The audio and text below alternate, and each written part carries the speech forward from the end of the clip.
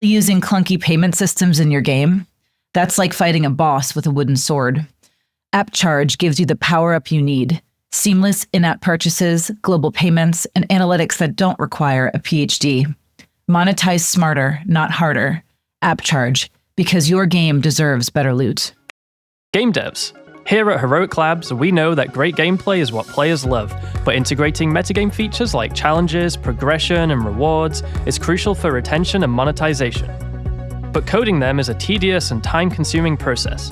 That's why top studios have turned to Hero from Heroic Labs. Hero provides a complete suite of battle-tested metagame features that are quick to implement, letting you spend more time on the core gameplay experience. Ready to ship fully featured, engaging games? Check out Hero today at heroiclabs.com. Hello, everyone, and welcome to TWIG 346. I'm Jen Donahoe. I fill the publishing and marketing role on the podcast. Today we have... Phil Black, monetization czar, first chair as always. First chair. I don't know what first chair means, but congratulations. Clearly, you didn't listen to last week's banter. I listened to it, and he said first chair, and I don't know what that means. means. If you die, I get to assume responsibilities of DOF. Oh. No, it means you're the lead. Any day now, based on how I'm feeling today. You're not the conductor. The first violinist doesn't take over for the conductor, Phil. Okay. In Star Trek, first officer does. God damn it. Oh, Kids, God, not kids, this again. Kids. Mishkiatkov, friend of the founders. Ethan, go. Oh, hey, it's me, Ethan. I'm back 2 weeks in a row, baby. I guess everybody's busy. I'm VP of New Platforms at GameFam. I mentioned that because Joe is a fan of the show, my boss and CEO, and he said, what were you saying about GameFam last week? So, hey, Joe. It was all bad. Joe, I hope you're burning calories at the gym right now. All right, we have a lot to cover on the podcast. We're going to go over what happened at Gamescom. Mishka's got some news about Europe trying to kill free-to-play gaming. That should be fascinating. You know, we're going to apologize to Scopely as always. Pretty fun. And then... I have nothing to apologize for. Absolutely nothing. Okay, well, hold on. We'll get there. Rage Shadow Legends has a pretty fun Teenage Mutant Ninja Turtles collab. Oh, Supercell, because we can't go a week without Mishka saying something about Supercell, so we will get there. So I tried not to. Lots to come. Do you really want to talk about your portal? I do, because this is my second week in a row, and I brought up the PlayStation Portal last week, and I had 2 DOF fans reach out to me. Zero reached out about the offer for the free webinar on running great stand-ups, but Andrew Patrick on the Slack and my friend Michael Bills texted me about how much they also love the PlayStation Portal. There are dozens of us. It's a great device. How did you get to dozens from 3? That's okay. That's fine. Got it. I'm just multiplying this sample across the entire gaming population. If I take our sample of this many people from our listeners, there might be hundreds or thousands. God, no. All right, I want to say something interesting. How about them Cowboys? Like this show, America's Team on Netflix is so freaking good. It is so good. Like I'm on this crazy run of American football. And guys, I don't know what first down means, just to be clear. I have no idea. This would be like me talking about a cricket documentary. No, I watched the quarterbacks. That was phenomenal. Then I watched SEC. I know everything about Arkansas and fucking apparently every second team is named Tigers, even though there's 0 Tigers in the US. Hello. And then now this America's Team, like, oh my God, Jerry Jones is a hero and a villain. Such a great guy. Since you're watching American sports documentaries, have you watched the Bulls documentary of course. Let's forget about Michael. Everybody knows that. But Jen, you're from Dallas, right? Yes. I have a freaking Dallas Cowboy helmet in my office signed by the great Emmitt Smith. When you grow up in Texas, you are born and they literally hand you a football and they say, welcome to being a Dallas Cowboy fan. So yes, I know all of these things. I became a fan. Now I am a fan of Las Vegas Raiders, not to be confused with Oakland Raiders, and now Dallas Cowboys, the America's team. Welcome to the club. Yes. We are happy to Love have it. you, What would this even be? though you Is this- don't know what a first down. Is this like Real Look, Madrid? me and the Pope know who to root No, for. no, Real Debate. Madrid Man U. wins. It's like This- Man Real U. Madrid wins. This is like an So evil there's- team in the United States, so people know. Like, Yeah. no one likes these Yeah. people at all. Yeah, That's not Look, true. They're like the me and the default Pope team. are on. Ugh. it would Side be of the it would be the Bayern Munich. Okay. No, Man U. Manchester Because- United is the equivalent. South of Germany, Bayern is Texas of Germany. So technically, that would be true. For the richest- Swedes, it's the Yankees. All right. Yeah. Anyways, quick show. So we have 2 podcasts that you should watch. One is about deconstruction of gamification mechanics, Duolingo, Crypto.com, Be Real, Tinder, DraftKings. Apps is all the craze. And we had guys from App Refinery, new company by the people from Game Refinery. Still same old company, but a new product from Game Refinery. Came in, talked about it, and deconstructed those. And then we have a podcast with Philip Black and his shooter buddies talking about Battlefield. Phil, that came out today. You want to say a couple of words about it? Great podcast. So Chris Anjos, who you might know from LinkedIn, incredible rap sheet, has worked everywhere, has basically touched every major shooter in the last decade. And Chris Sides, who's also been on the podcast beforehand, and of course worked on Marathon and was at Bungie.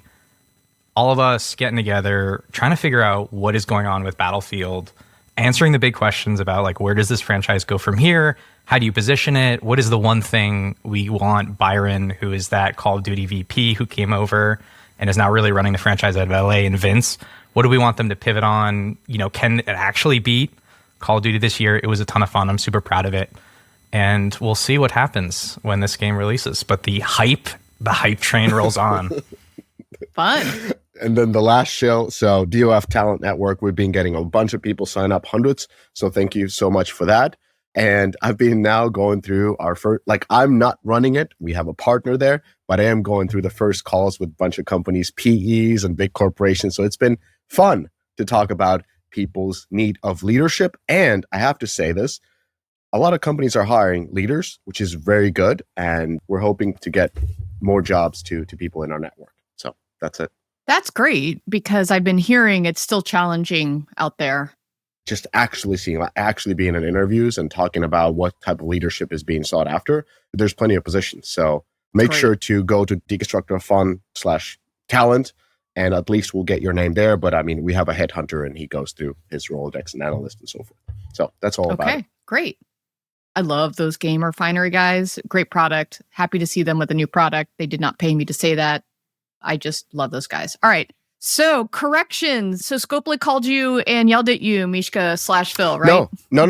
They did not yell to me. They said that they are not, they don't agree with what Phil has been saying about their portfolio and that Phil is perhaps not seeing all the numbers. Not perhaps, Phil is not seeing all the numbers. I assume this is web shop revenues and did not appreciate what Phil said. So I would say thank you for the compliment, Scopely. I could care less about how you feel. I am interested in the evidence and the facts. Oof. And Phil never wants to get hired again by anybody. look, Yeah. I tried to address the claims ahead of time. I try to be careful with my analysis. The deeper we go, doesn't always work out. But in this case, if you remember, MAU and downloads are down. And so if web shop revenue is real, which it is, and I'm sure they have high numbers, I would expect it to be reflected in LTVs, which means that you should be getting more downloads or more MAU. Not happening. All of these metrics are moving together. If there's evidence to the contrary, I'd love to see it. But right now, I think we can make a pretty safe assumption that they have a declining portfolio and they've got some real challenges ahead of them. But Monopoly Go and Pokemon Go, huge bets for them, and they need to see increases in those products to grow. I don't want to be the I told you so, but I told you so on the revenue side. Every time you do this, I'm like, web shops, dude. When I talk to people, 20 to 50% of their revenue is coming in from web shops. However, to your point, here's the challenge. All the margin that you're saving, the 20 to 30% you're saving, goes right back into UA in many of the cases. And so it's a one-for-one kind of wash.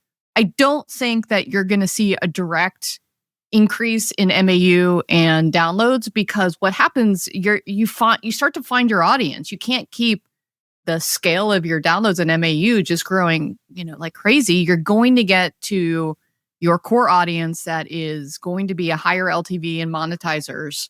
Like, I think there's a lot of symptoms in the patient, and I think you may be going too far. That's just me.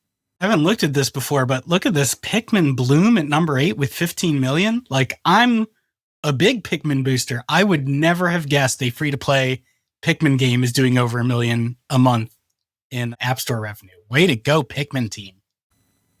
Oh man, if only And Eric talk were about here. a niche If only Eric were and here. niche. If only Eric were here. Yell at mice nuts. Yeah, I think No, Eric and I see eye to eye on this one too. STFU. And I'm just STFU, for like a Ethan. niche, for such a niche property to be going toe to toe with Monster Hunter, which is like one of the biggest, most revenue generating game franchises in the world. Like, come on, go Pikmin. That's all I'm saying. My little flower guys. Okay, let's go to breaking news after that. All right. All right. So, breaking news. I've received a couple of calls around this interesting thing happening with EU. So, there's a new EU regulation that might or may not be coming from CPC, which is Consumer Protection Council. EU has many councils, I believe. And this new council essentially wants all the games to show euro value on all screens. So, for example, let's say I'm watching an ad and it would say you earned 0.0006 euros on watching this ad. That would be one thing.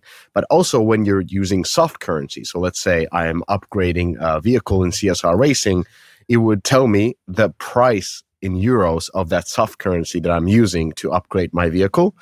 And before each of the upgrade, what would happen is there would be 3 scare screens that I would have to accept as I'm using soft currency. So, of course, this is a very hostile proposal, and it is purely EU's or some of the regulators' way to basically attack free-to-play games, and not just attack, but kind of remove them from EU.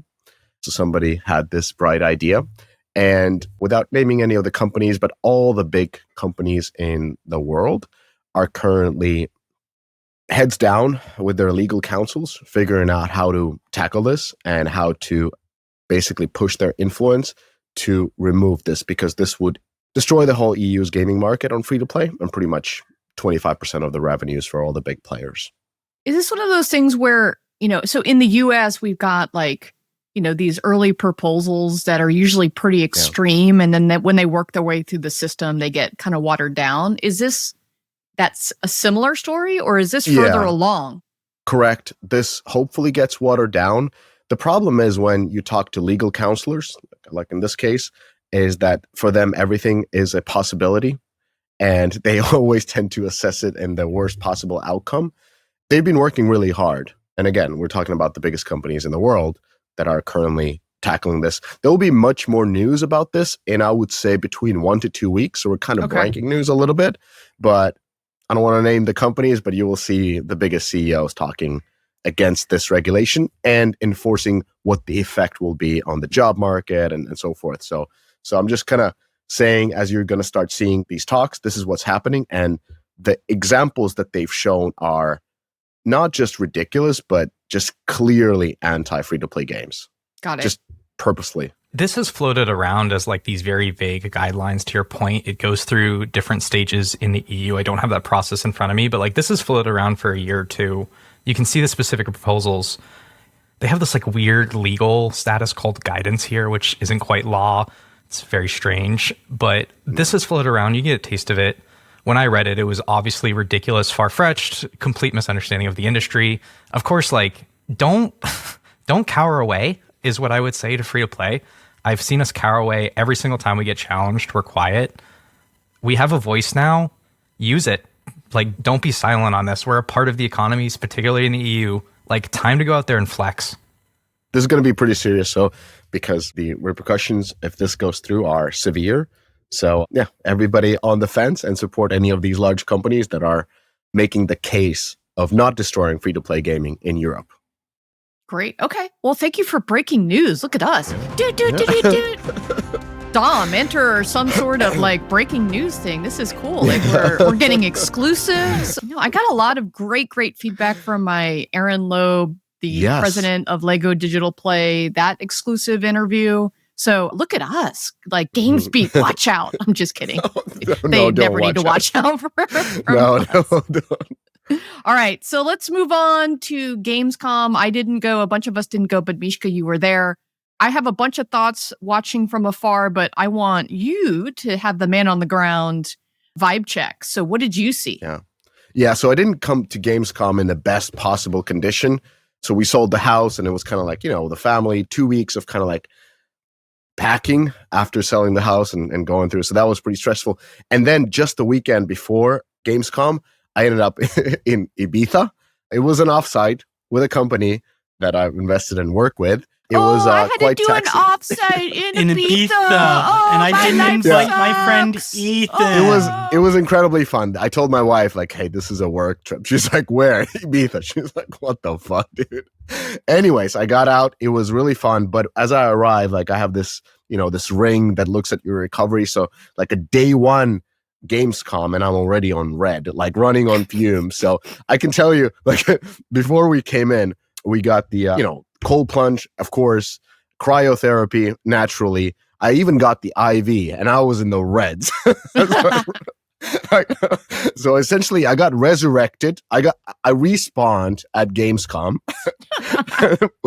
with like zero stuff. Not a good idea. Do not recommend. And then of course we did 2 events. Luckily this time only 2, unlike 7 at last. Yeah. GDC, that was stupid. Anyway, so 2 events. So my Gamescom is like, prepare for the 2 events. And also I am working there. So I was working with one of my large entity as their head of partnership. So I was doing a lot of meetings and kind of guiding the team of 4 in addition to myself on arranging all the meetings. So that's that. So hence I'm going to use Grace and her beautiful LinkedIn post of what actually was happening on Gamescom and kind of piggyback of what she said. So Grace, who's at Scopely, I think she's running something AI related, but previously I think she ran M&A. So yeah, based on her post, one of the things was about funding. So I think like based on what I was hearing, VC funding for AAA, AA, PC, console, anything really is not a thing anymore. So Eric has, of course, beating the drum on how stupid it is to fund these companies. And now everybody kind of agrees. There are some private equities that are doing some of this funding. But again, mainly if the game is free to play, but other ones don't exist. On the other hand, there was indie publishers spawning everywhere. So a lot of them are very good ones. And there's a lot of new ones who are a little bit snake oil salesman-y like. So we've had previously episode with Pardux Arc, and we have a new one coming in with PlayStack, who actually published Balatro. We're going to bring in more of these legit indie publishers so that people can hear of what is a legit and then maybe assess these other ones that they would be working with. But a lot of them spawning right now. There was a word on the street that Turkey is overheated. I've been kind of saying that, but definitely the latest rounds feel very overpriced. And even heard these things where because the rounds were so expensive, some of the founders are actually miscommunicating how much they raised so that it doesn't look smaller than like Turkish founders live in dick measurement contest. Pardon my French, but it is true. Like nobody can dispute that. And so some of these funds, like, if you're coming in at like 18 million, you'd say it was 25 maybe. Anyways, I'm not going to out anybody. A little overinflation to compensate for little, smaller, little Salt Bay on top of it. Smaller, very little investments. Yes. Exactly. So just a sprinkle of that Salt Bay on top of your funding round, just to make it more juicy. UA financing is the new web shop. Everybody's doing UA financing. It could be funds. It could be UA financiers. It could be private equity. It could be, anything. My email and newsletters are lit up with UA financing. You're right. Like this is the new, everyone's the new gold rush. This new Uber, this is like 5 years ago, 6 years ago. Like it's back. Homogenous good, baby. Capital. It makes sense because there's not a lot of VC money coming in and the cohorts are getting old enough. And so once you have cohorts that are older than a year, you're essentially able to get financing to grow semi-profitably. But anyways, UA financing, we have episodes on that. We actually have General Catalyst and PVX partners coming in talking about that. So like UA financing on a crazy scale. Then we have a former Palantir. Anyways, now a UA funding person. Interesting. Indie publish. Oh, sorry. AI is not delivering. So I had conversations with some of the AI folks, AI founders, and they're basically saying like their churn rates are about 90%. What do you mean? AI is not delivering value to VC investors? AI is not delivering value to anybody. We're talking about these like different AI tool tech companies, not, chat GPTs. We're talking about a lot of these startups. And what they are saying is they have very high churn rates of users or companies. Oh, so these products are shit, is what you're saying. Yeah. So like, let's say I'm starting a startup. It's AI for X, AI for Y, AI for marketing assets, AI for QA, those kind of things. And so they are having some challenges. And like one founder told me, everybody's pivoting till Series B, which is interesting. Like you start with something and you're actually making totally different thing. And then you're actually making, again, a totally different thing. Okay. So what's happening here, it sounds like, because I think saying AI is not delivering is quite misleading, because I use AI and I expect everybody on my game team to use AI every day to get more done with their working hours. And they are. So what you're saying is people attempting to build specialized companies cannot outcompete Claude, Cursor, and Open AI. Correct. So very well put. So these smaller startups that have set their AI companies are not able to find their footsteps immediately, and they're doing a lot of pivots. Reason being, there's no moats. It's very easy to build. The dominant players making everybody obsolete, race to the bottom, pricing, blah, blah, blah, everything. This is what Grace said. I'm going to just quote her directly. More projects are relying on external development to stay flexible, scale efficiently at lower costs. Many developers have put their own titles on the back burner in exchange for stability and extended runway. So everybody's using external development.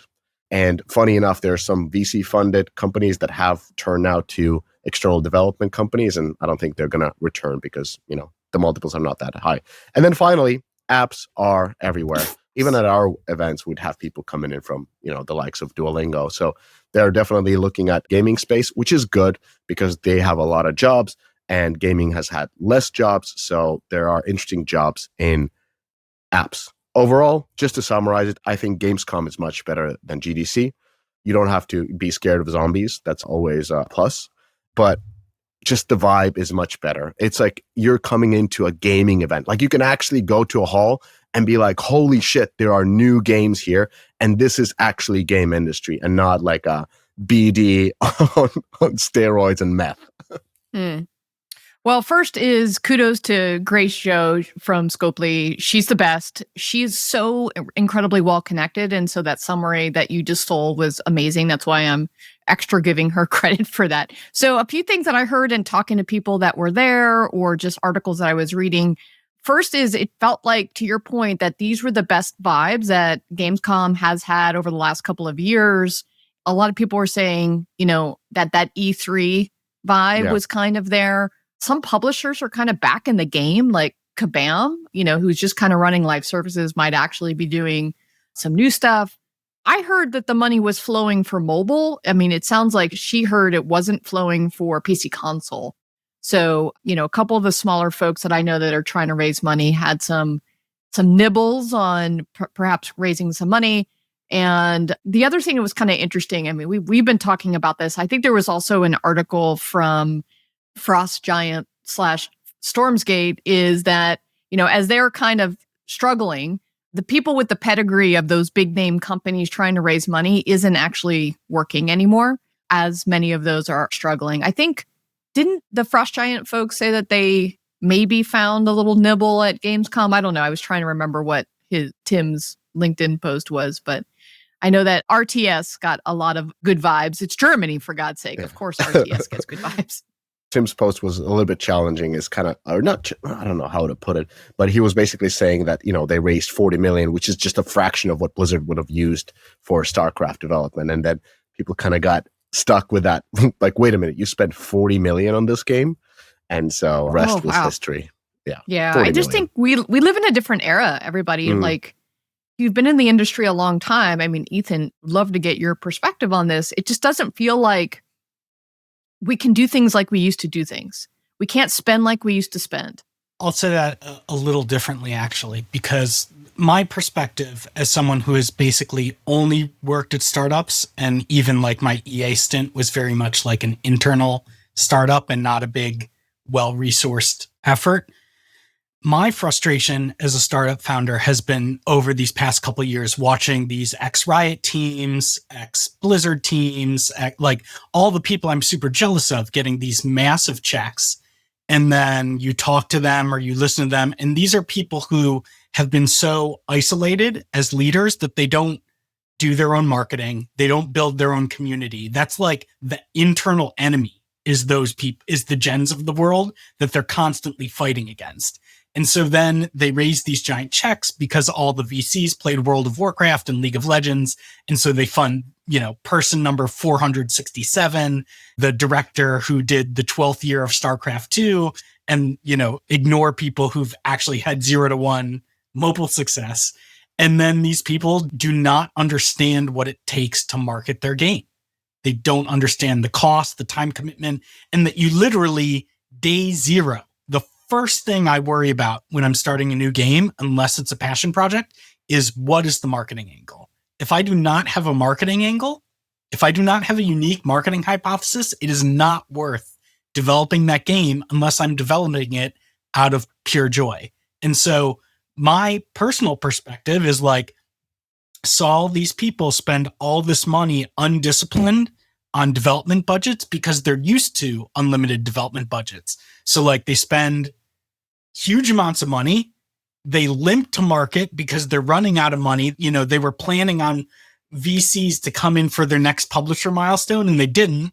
And so then they limp to market without a good marketing plan. And then they like crash and burn. Like if you expected the fame and fan adulation you got at a League of Legends event when you got on stage and you were representing League of Legends to carry you past week 1 of your soft launch on Steam, like, sorry. People are not fans of you. They're fans of League of Legends, right? Like, I think I'd put in the who did it right would be Marvel Snap, right? Second Dinner had a lot of that, like, people are fans of Ben Brode. We know what we're doing. Like, they had a lot of that, but then they also signed up with a partner who spent a shit ton of money. Ethan, you're oversimplifying. To be honest, like these people raised a lot of money, and yes, some of them didn't have 0 to 1 experience, some of them did. But the problem is they weren't able to raise more money as they assumed. No, that's not the problem. Not being able to raise more money is their fault for bad planning. All right. If you raised 40 million, but you need another 40 million to get to market, that is not entrepreneurial thinking. That is big company, infinite budget, infinite timeline. Got it. Okay. Speaking of infinite money, Teenage Mutant Ninja Turtles counted off. I want to talk about something real. So Raid Shadow Legends, acquired by MTG some time ago. They're doing actually record revenues right now, I believe. So their latest campaign is with none other than my favorite cartoon, Teenage Mutant Ninja Turtles. I can't believe that this is still a thing because this was a thing when I was a kid. And Jen, I don't know what's your take on this, but apparently people still love Teenage Mutant Ninja Turtles. Well, first off, I just looked at your image that we're showing on YouTube or Spotify video, and I just realized it was downloads. It wasn't revenue. So hard to say how much this really helps. Collabs are great, as we know, and I guess if Turtles helped, it helped. We can see what I see on the on the highway, which is Turtles is a great collab partner. They are having a lot of success in Epic's UEFN. I've heard it doing great in other places as well. As it's a great collab partner. We've done great stuff with Turtles on Roblox over there you Game go. Fam. Yeah, no, it is an IP that spans a lot of consumer segments. It has nostalgia, as you just mentioned. But let me disclose first that my supreme expertise is what I'm about to shit on. So please recall my gold medal status in making action figures and collectibles. So I was driving down the highway in LA and there's this billboard. It's an Apple/iPhone visual intelligence ad. And it has a picture of a Teenage Mutant Ninja Turtle action figure with the phrase on the ad that says, "Is this a collectible?" So the idea is that you take your phone and you scan it and visual intelligence tells you. And as an iPhone user, I can tell you that any AI, Apple Intelligence stuff is like the worst thing ever, and I've never used it because it sucks. But in any event, so first let me just say that a Teenage Mutant Ninja Turtle is not a collectible. It's not even a retro turtle in the picture. Like, Mishka, when you look at that, that's not the one that you played with when you were a kid. This is like from last week. Dear I think Paramount I had a wooden friends, one. You had a wooden one. It was made out of paper, and I carved it myself. It was so long time ago. Oh my God! So dear Paramount friends, guys, I love you. I love Turtles. It's the greatest franchise. It's actually the only one of the kids IP I didn't actually work on. I've worked on everything else, but Turtles are not collectibles. Call me when you do a Star Wars action figure. You want to take one from my shelf here that's worth hundreds of dollars. Let's do that. Wait, hold on, Mishka. Why do we care about this? They ran a live ops event. There was a small bump in revenue. Downloads is up by a similar amount. They probably just spent more on user acquisition. Okay, great. Let's move on. I mean, Raid has been doing this, right? They did Alice in Wonderland. I think they recently. Had He-Man. They had Ninja. He-Man. Like, okay, great. Like, props to them. Okay, cool. Everyone's doing it. I don't think good. everybody's doing it as well as they are. I feel like they are kind of like I don't know, Brawl Stars. That's fair. Hold on, Mishka. That is fair. What I would ask though is I want to see that data, because what they've got to do right now, they've got licensing agreements, which may mean an exchange of revenue. So like you have to shave off some of those gotcha banner heights with that extra margin they got to pay, because this is regular for them, right? I agree with you. Like they also push this heavily in user acquisition. So I'm curious to see what the CPIs are like. That to me has always been the curious thing, is like what happens when you do the brand collabs on Instagram, which is what I see and gets me into the experience. Yeah, I don't know. That's the exchange. I can't say too much, but basically what you learn is some brands work for your audience and some don't. Some raise CPI costs, some but lower here's them. the thing though, if Jen is telling us that, hey, Teenage Mutant Ninja Turtles collectibles, I'm a squad RPG, I need collectability. Okay, so what am I looking for then?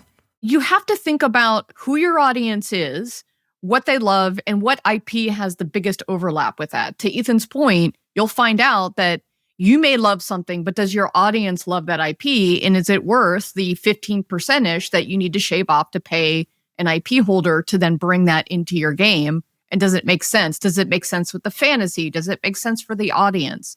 Two ways it can hit you, right? One is that you can, hopefully you bring your existing user, like lapsed users, back when they see this talk about it in the community, but sometimes that doesn't work. Sometimes they don't like the IP.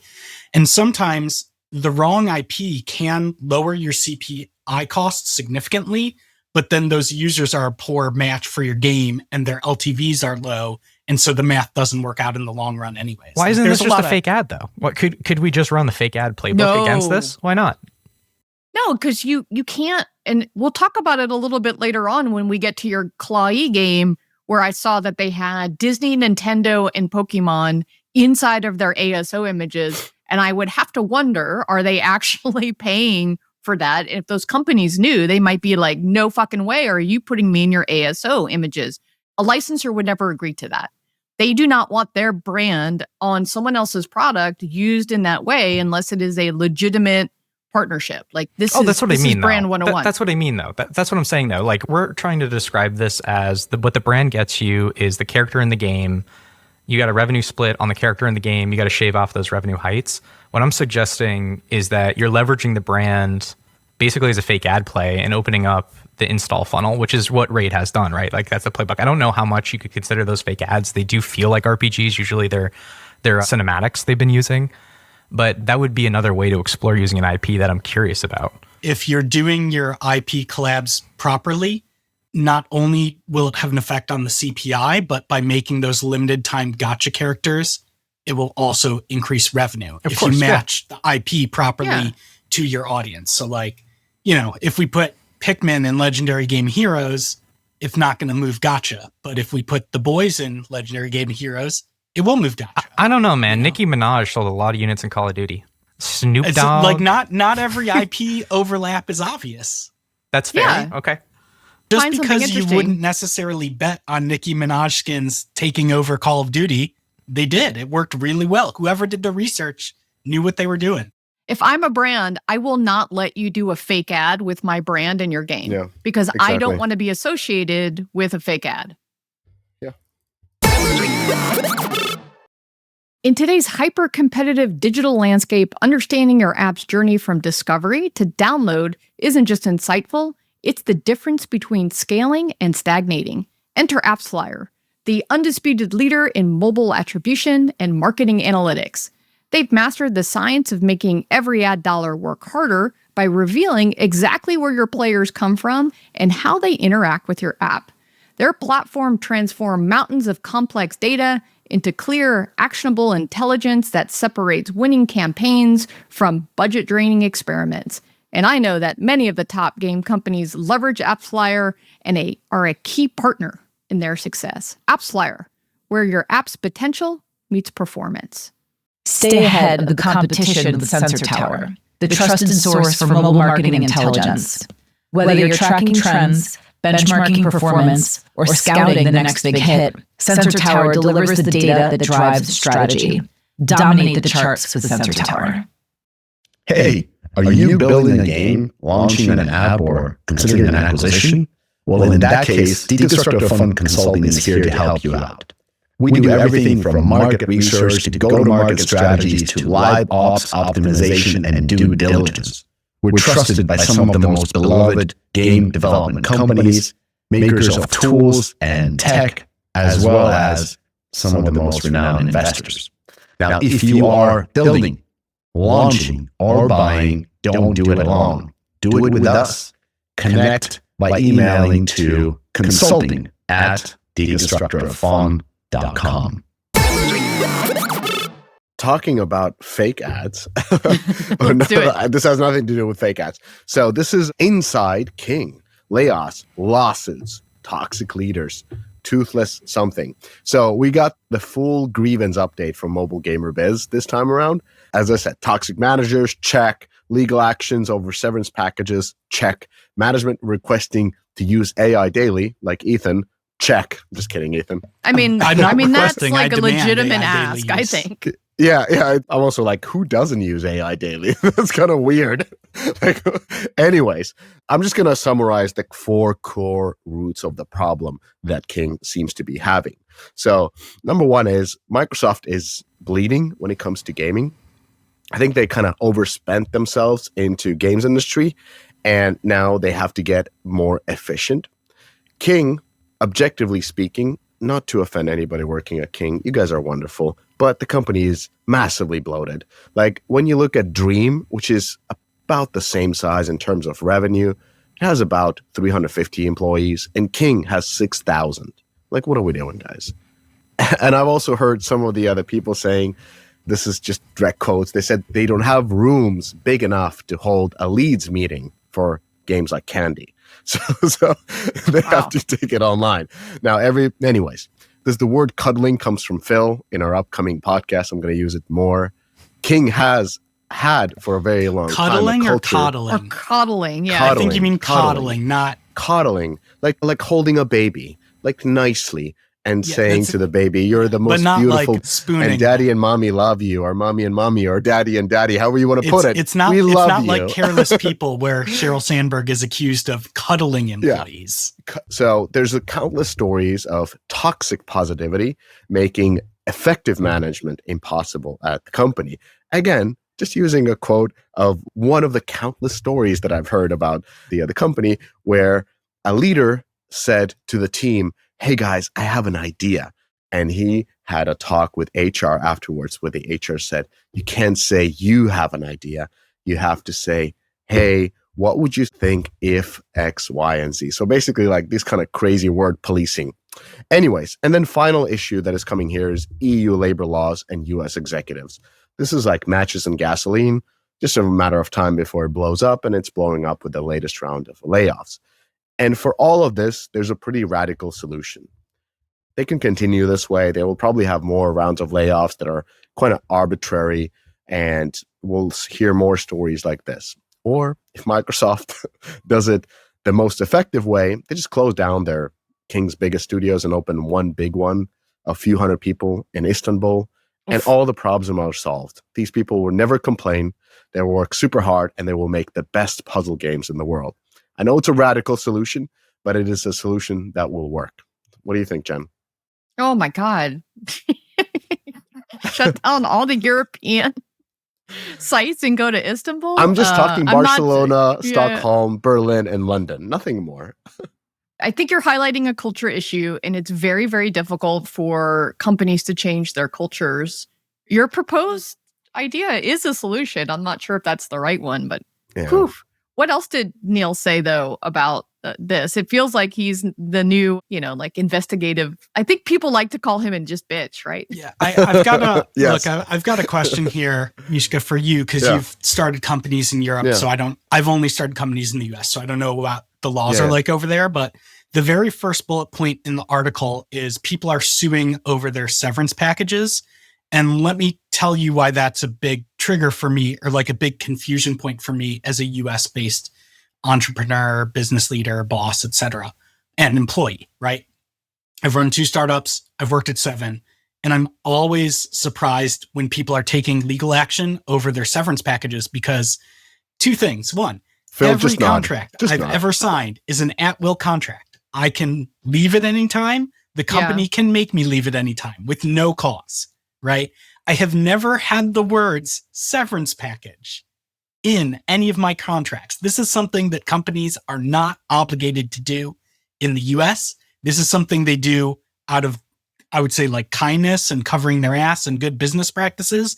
The min-max of it is they're trying to pay the minimum amount that it'll take you to not Sue them. get embroiled in lawsuits that will then exceed the cost of the severance package. But this is not a requirement, right? This is just something they do to make their lives easier. I'm really lucky. I've only been laid off once from a QA job as a contractor. So I've never had a severance package, but like severance isn't a right, it's a privilege. And I don't know what they're suing over. And like my personal viewpoint, and again, like, don't hate me, I didn't make the rules of capitalism, but like, we live in a hyper-capitalist society. Capitalism is war. You have to acknowledge that capitalism is war. No one is your parent but you.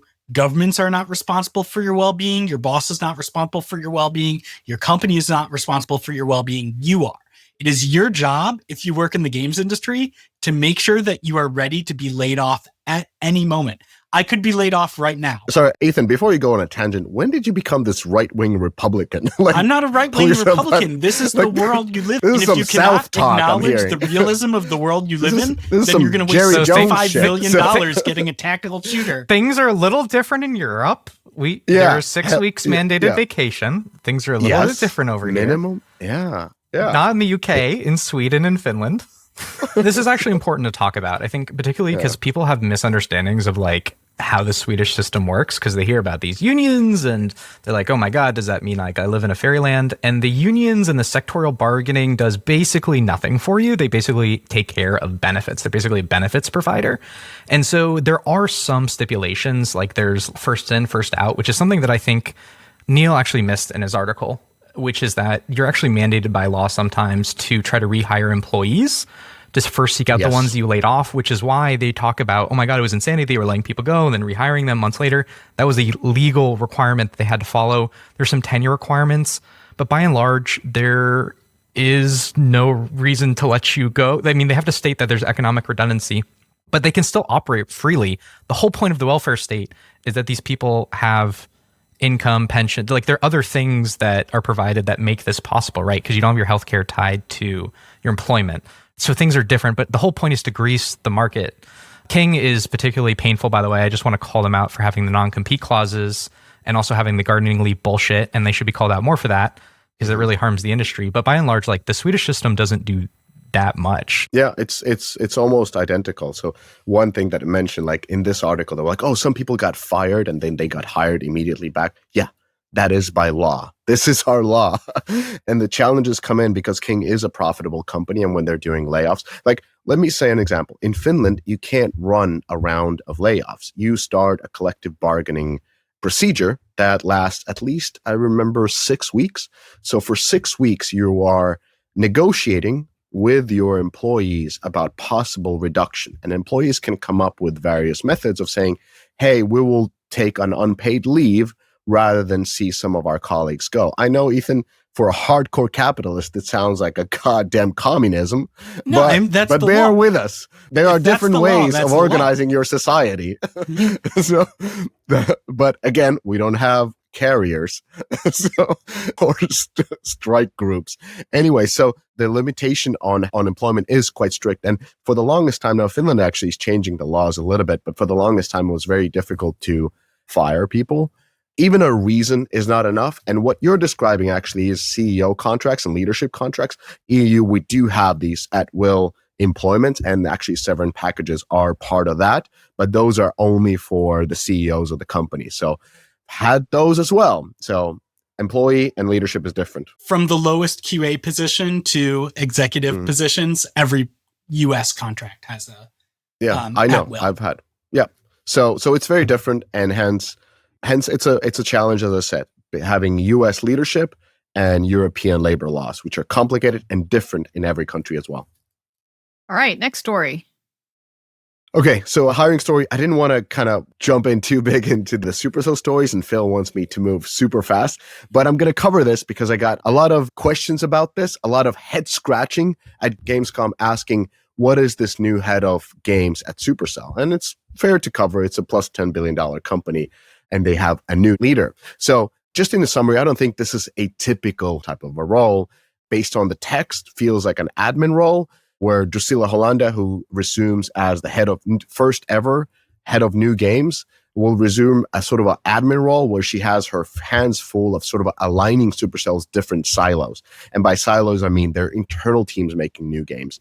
Spark, which is teams built out of people outside of Supercell, working in outside of Supercell, building nearby, building a new game. And then they also have now AI labs that are building various AI tools and solutions for new games and existing games. So I feel like based on the text, Drusilla is kind of taking over this. And I think this is a very important role. What we have here is a graph of Supercell's latest game, Moko, and there was the launch, then there was the long decline when they haven't pushed anything out, and then they tried again to grow it. I've seen tons of ads, but it doesn't seem the game is ready for prime time.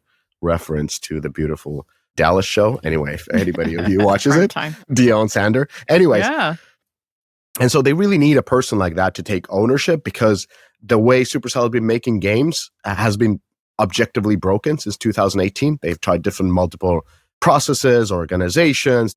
All I want to say is Drusilla Hollanda. I know her personally. She's a very smart lady, so I don't want it to come off in a wrong way or not to make this about a person. Just want to give the background. So she's a former game lead of Heyday back in 2013. Before that, she actually hired Adam Telfer to Wooga.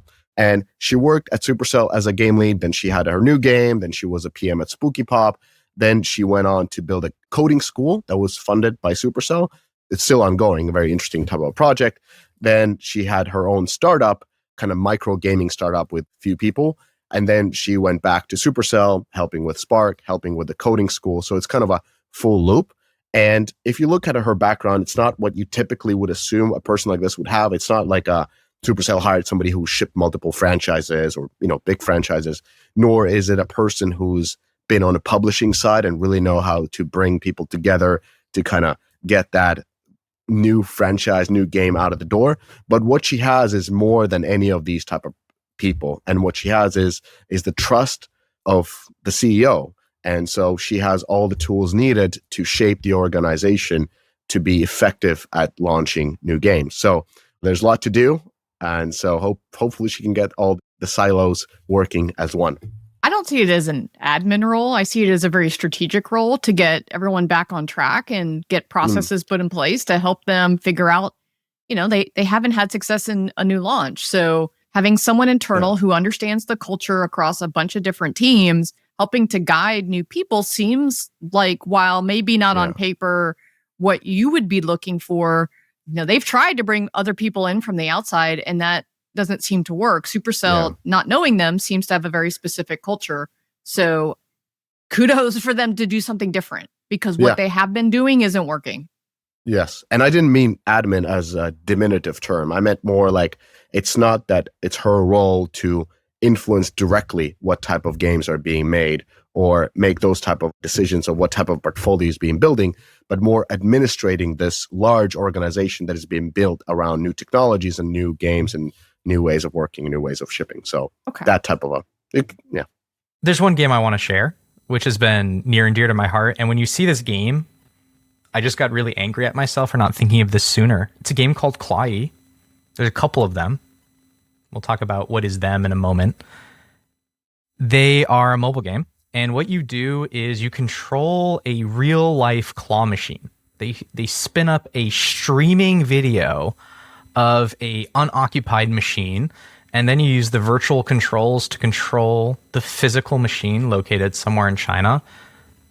And it's just like you would imagine, you play a claw game. And not only that, they've added some progression systems in. You can watch other people play. You have star systems. The question now is like, okay, well, if I won something physical, how do I actually get it? And they have a subscription service, which you can sign up for, that covers shipping. I think this is an absolutely brilliant game. And don't get me wrong, it is in very rough state. But when we think about validating ideas, this is exactly what Ethan was talking about as well. Like, you want to validate ideas despite polish, not because of it. And, you know, a lot of this game's interface is gross and disgusting. But I think this is a great example of like, hey, could I spin up something very quick, solve the toughest problem first, though? Is there something here? Is there a heartbeat? And I'm not quite sure about this one. This is Chinese. I got to ask you, yeah. Why are we talking about a game that's nearly 10 years old at this point? I mean, the success of this game has been charting for a long time. Has it been doing something new recently? No, it charts in the US. Like, I remember when I was watching the charts every day. There's no American equivalent. Like, this is an extremely Chinese-based game. There's been almost no iteration on the product. It's sitting there just as an opportunity. It charts in top grossing in the US. It did 8 years ago. And I always kind of like, is this a money laundering thing? That's part of what I wonder. But this isn't new. So why did this pop on your radar recently? I've been working with a client who like sent me this, and I can't believe, I had never seen this before. I mean, this is so brilliant. you're pumping your bag? I'm pumping my bag. I'm pumping my bag. Okay. Well, that was my joke on this, is like Phil's new client, ? Yeah, I mean, the thing that I just saw that was, I didn't know, Ethan, that it was trending for a long time. When I lived in San Francisco, this was a top grossing game, right? Oh, really? I've been out of San Francisco for a long time. Oh, interesting. All right. I saw the license piece of this and I was mortified for licensors. It looks to me like they're skipping licensors because you're going into a physical game somewhere that is pulling licensed Pokemon or Disney products. They are using that to promote the game, thereby what seems to be not paying a license, but I don't know. I don't know for sure. That was my red alert licensor vibe going off. All right. So during the Gamescom piece, I forgot to mention Tencent. The other thing that I heard nonstop, especially when, Neil was doing his recap and he's like talking about the size of booths, Tencent seemed to have so many games: Fate Trigger, Honor of Kings, Project Spectrum, Interstellar Utopia, Rust Mobile, Terminal Brigade, and then Delta Force. Phil, tell us about Delta Force. What was the news? Mishka, you tell us about Delta Force. You're the man on the floor. Yeah, somebody had fucking put in their name on top of this, I would have known who to send it to. Well, Delta Force is kind of like Phil's game, since it's the Battlefield from China. They got downloaded 2 million times on console last week, so they had a very nice launch. This comes week after the beautiful Battlefield 6 open beta weekend that saw massive engagement. So there's clear appetite for these large stage warfares. And now the whole military shooter space is hotly contested between Call of Duty, the Black Ops 7, we got the Battlefield 6, the Delta Force of this year. So will be interesting how this all plays out. But it just shows the graph here in the magnitude of Delta Force compared to Peak, Mortal Kombat 1, Madden 26, and DayZ. So I know what drove the DayZ downloads, because it was a free PS Plus game, but what's driving, like, Mortal Kombat 1 isn't new. Oh, just to be clear, the source here is Sensor Tower. So 2 of these graphs are coming in from Sensor Tower and their Video Game Insights subsidiary. Yes, correct. Not sure what drove others. I'm just looking at Delta Force and how positive it has been taken. I've actually played the mobile version of Delta Force. I wasn't a fan. I liked the premise, but actually the shooter core gameplay, I feel like COD Mobile is better, but anyway, that's just me. I don't know if you guys played it. I mean, the problem on Battlefield, though, is you need really long draw distances because your 64-player map, there's a lot of dead space, and it's hard to render that or see that properly on a mobile SKU, which is something that Battlefield Mobile, I think, struggles with too, or did. Yeah. Rest in peace. Yeah. And in other news, Valorant Mobile. Phil, you've been talking about this game being dead. I thought it was dead. For like, yeah. Well, it's only in China. It's exactly. dead in the West. It is only in China. Yeah, just like anything Riot puts out should be, just based on where they're getting the revenue from. not just saying that they. Oh man, so many people have disputed that number in private messages to me, and I keep paying one to get real data. But yeah, based on the information we have, most of the users are coming in from China. We might be totally wrong, but seems like Riot is serving Chinese audience. Nothing back to it. Anyways, so now they're serving the Chinese audience again by launching Valorant Mobile in China to a huge success and a steady week one. Valorant came out, and then Sony and NetEase are launching Destiny mobile version called Destiny it's Rising. Out today. It's out today. Yeah, my pre-reg downloaded overnight. Yeah, so it's shooter galore. We got Delta Force, we got Valorant Mobile in China, and then we got the Destiny launching on mobiles as well, done by NetEase. So all Chinese companies just shooting at the targets. I wanted to cover this because, Phil, I think it moderately leads into what you're about to talk about. I think if you're a marketer or anyone working with Twitch streamers, you need to know what's going on here. So this is news from SI.com and Zach Bussey on, I think this is an X post, but one of my friends on our Slack posted this for us. Thanks, Will. In an attempt to put an end to the constant battle against viewbotting, Twitch recently announced that it would update its code to detect bloated viewer counts. And so what Zach says in his X post is Twitch's crackdown on viewbotting has intensified. Many top 5,000 streamers are experiencing their lowest performing concurrent views of 2025, and site-wide viewership is down 5 to 22%, depending on the hour. So if you're working with a streamer, just check into this because you might be paying less money now because streams seem to be down. So does this make games harder to find? Well, at least this is a discovery point, but I think you want to do something a little bit differently. Okay, I wrote a piece this week called New Game Ideas Are Getting Harder to Find, and I've wanted to write this for a really long time. It's something that's happening in science right now. It's been a key question of this gentleman named Matt Clancy, who runs Under the Sun, which is a great website where he tries to corral a lot of these evidence together. What is the productivity of science? How are things evolving? Is it harming economic growth? And what he's finding is that all of these things are starting to slow down. It's taking more and more researchers to have breakthroughs. We're finding teams are becoming increasingly specialized. And we're seeing that like a lot of teams, when they start to operate on this frontier of knowledge, it takes a lot more of them to be able to cross into new domains. So when you look at, for instance, the number of co-authors on papers, it's more than it's ever been. You look at the number of patents. So any one of these metrics in and of themselves are something that, I would view skeptically, but together I think he's marshaled quite a bit of evidence. And I think we see the same thing in games. And the evidence I would point to is really match. I think match is a very interesting idea here. And what's happened is it's been 31 years since one of the original iterations of match by a Russian programmer. And then we start to think about how's the genre developed? How have new mechanics been added? Candy Crush added win streaks 8 years ago. And then I started to think about we knew that win streaks were such an important driver of revenue and match. It took so long for Royal Match 2023 to introduce that extra win tier, to introduce the 4th win tier streak that had Super Light Ball. And as a great Novik piece pointed out, that increased baseline revenue by 1.5x. That is an innovation that's unlocked billions of dollars in match GDP. And so I would simply argue here that ideas function like technology. They're recipes. We see that all the time in match games.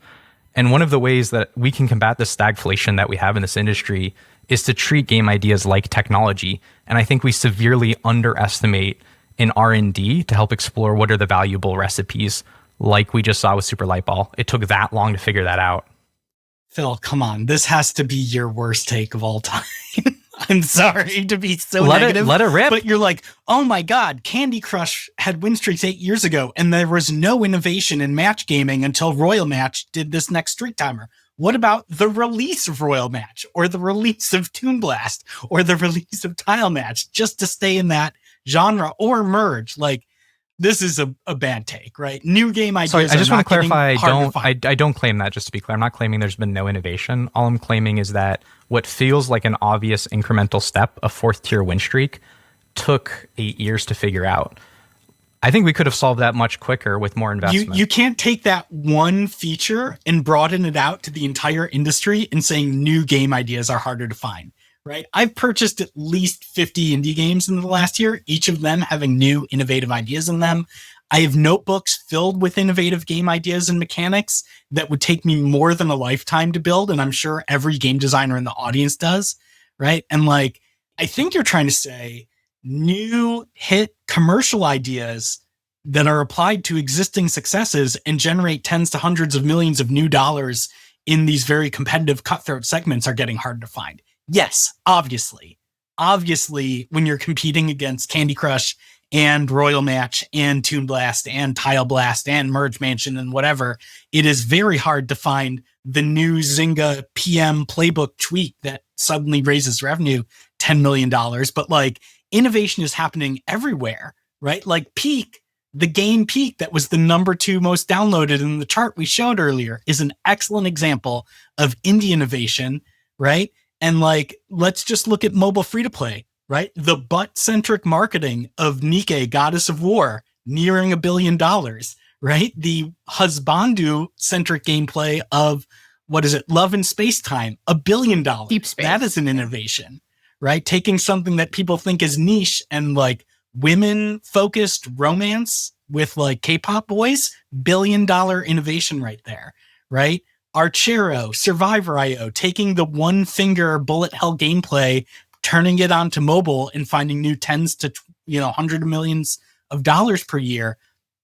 And then again, like if we broaden outside a match, like just think about Whiteout Survival, a game that like never gets talked out here, and how the combination of the nuclear reactor and how satisfying the cleaning the snow that's part of the onboarding and part of the ad funnel is. Like, dude, you're like an amateur journalist here and you're like, oh, this one segment of the industry I'm covering, Match, hasn't innovated in the PM playbook the way that Zynga used to 15 years ago. Like, dude, just like broaden your view. This is. I will help you with probably maybe some misinterpretations or straw men. I'm not quite sure. That's not my claim at all. Your article is called "New Game Ideas Are Getting Harder to Find." And if you That's only your read the central claim. title, I can see how you might come to some of your conclusions. So I think it's important to make sure that we take that context into account. But I'm happy to clarify anything that there may be a misunderstanding around. So I'm not claiming that there's been no innovation. All I'm claiming is that when we think about a lot of these genres, productivity starts to slow down in them. Do we think relative to the amount of capital that's been pushed into Match? I don't think so. I think Match 3 has absolutely slowed down in terms of innovation. And I would say the way we define productivity, though, is output. Do oil fields have less oil in them as you continue to pump oil out of them? Yes. Does that mean there's not new oil fields elsewhere in the world to be discovered? Like, you're just looking at Match, but that's actually a great example, because fracking has been in this incredible innovation that like totally rediscovered a whole new supply of oil. Where is the fracking for Match 3? I'm saying that was Super Light Ball. We need more Super Light Balls. We need more of this. I want to accelerate this innovation. We need to counteract declines in revenue with more research and R&D budget, experimentation, and game ideas. So King 6,000 people couldn't figure it out? So they had an experimentation group. Right? I mean, this is the whole point, though, that their playbook is used everywhere, right? Hard level labeling is used everywhere. Win streaks. Your article should have been called, "I am unhappy with the rate of monetization feature innovation in the match genre." Do you want your wages to go up or down? Let's put it this way. Do you want the industry to grow or shrink? The industry is growing. It's just, do you want the industry to grow at a higher 3? rate than it's growing right now? Do you want to beat inflation? I've worked on enough. I've done like over hundreds of millions of dollars of Match 3 revenue. I never need to make a Match 3 game again. I don't know what you guys are even talking about. Like, just stop. Like, you guys are talking about two different things. Phil is making a great point of, hey, there needs to be more experimentation. And this is a business-focused podcast. So, of course, revenue is the most important thing. And Ethan, you're making a point that Steam is full on innovation in gameplay. Cool. These things can happen at the same time. And there's no point in continuing with fracking conversation. Like, what the fuck? Yeah. No, I also think that Phil is trying to say we need more innovation that hits these bigger payouts.